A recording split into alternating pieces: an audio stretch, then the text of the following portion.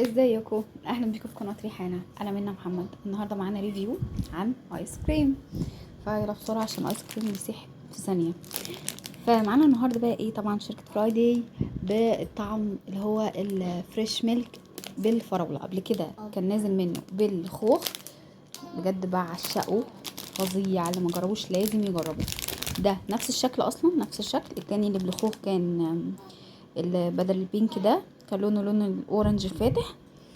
اللي بالفراولة هنجربه مع بعض ونشوف حلو ولا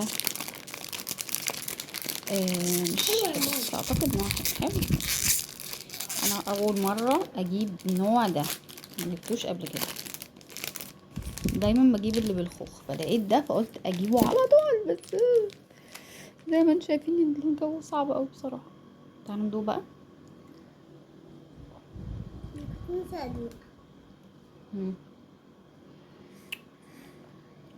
دوق يا ستي. حلو قوي. ان بصوا، احلى حاجه عندهم في شركه فرايداي ان لا الفانيليا طعمها لبن قوي، يعني طعمها لبن غني جدا، حاجه فظيعه. فظيعه قوي. حلو طبعا. حلو، سكره حلو، مش مسكر. ودي من الحاجات اللي بتعجبني برضو، ان هو حاجات متبقاش مسكره قوي، فده فظيع.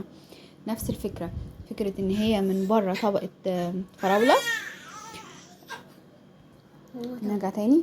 ان الفراوله طعمها حلو اللي بره، والفانيليا هي اللي بتعلي الطعم جدا. هي اللي بتعلي الطعم جدا، لان الفانيليا بتاعتهم حلوه قوي قوي قوي. طعمها كريمي كده وغني ومش مسكره، فبتبقى لطيفه قوي. فجيبوه جربوه مع الخوخ. فظيع فظيع. ممكن تعملوا بيه على فكره ميلك شيك، لان هو طعمه قريب منه جدا. ممكن نعمل من ده ميلك شيك مع شويه فراوله كده متخزنين ولا اي حاجه، هيبقى خطير. وبس، ده كان ريفيو النهارده. يا رب يكون عجبكم.